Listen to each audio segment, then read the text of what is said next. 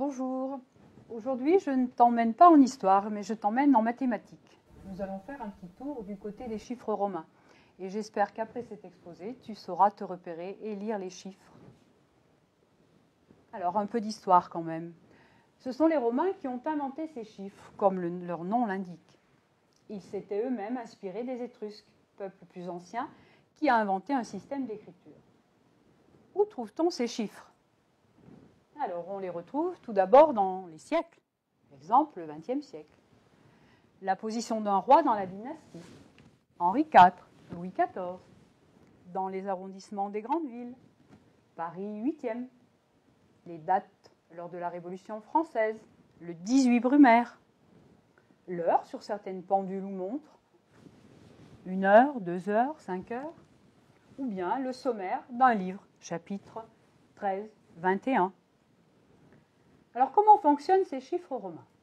Alors, on procède par addition sur la droite et par soustraction sur la gauche. Regardons-y de plus près. Donc, 1, une barre, ça correspond au I du clavier en majuscule. 2 barres. 3 barres. Jusque-là, aucune difficulté.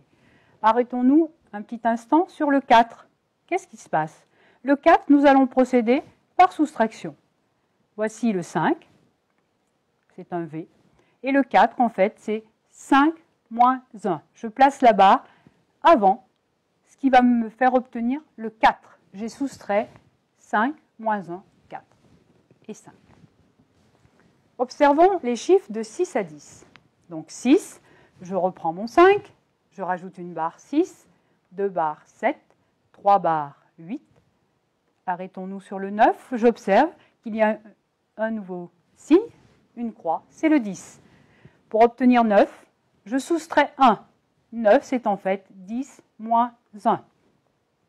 Et 10, je remets mon X, ma croix. Continuons. 11, 12, 13, 14. On se rappelle, 4, c'est 5 moins 1. Donc 14, c'est 10 plus 4. Je continue. 15, 16, 17, 18, 19. On se rappelle, 9, c'est en fait 10 plus 9. Et 9, c'est 10 moins 1. Et 20. Continuons un peu. 21. Donc 10 plus 10 plus 1, 22, 23, 24, je retrouve mon 4, 25, 26, 27, 28, 29, je retrouve mon 9 et 30. 3 croix. La dizaine suivante, c'est 40. C'est donc, si je suis ma logique, 50 moins 10. C'est-à-dire le 10 que je positionne avant pour l'enlever et mon L qui est en fait le chiffre 50. Donc, pour obtenir 40, je prends 50 moins 10. La dizaine de 90, je continue ma logique. Mon 100, c'est le C.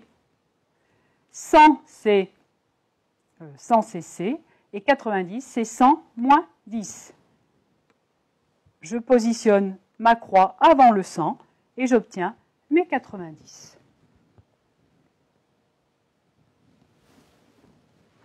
Alors, il existe une lettre particulière pour 500, c'est le D.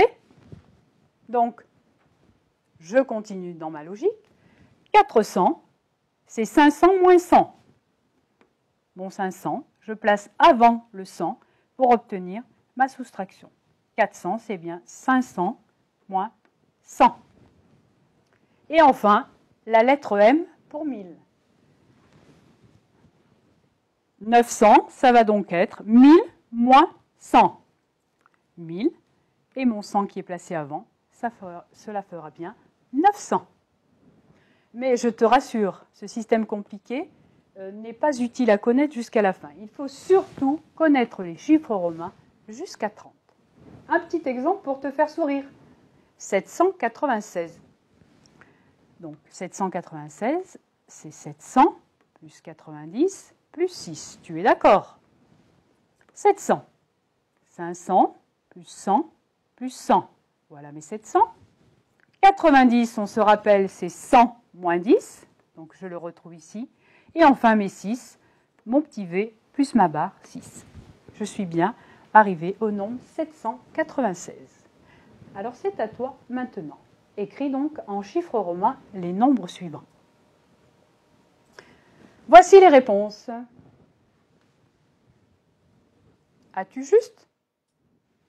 Rappelle-toi, le 4, 5 moins 1, le 9, 10 moins 1, le 14, 10 plus 4, le 42, 40 plus 2, le 94, le 90, ici, plus 4, et enfin 853, donc 800, 500 plus 100 plus 100 plus 100, 50 avec mon L et mes 3 barres pour le 3.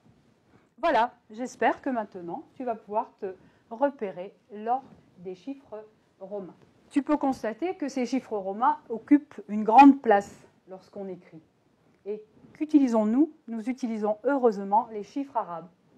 Donc tu n'auras, comme je l'ai déjà dit, seulement à retenir les chiffres jusqu'à 30. Si tu es intéressé par ce système, tu peux bien sûr aller beaucoup plus loin et jouer avec ces chiffres. Voilà, à la prochaine fois.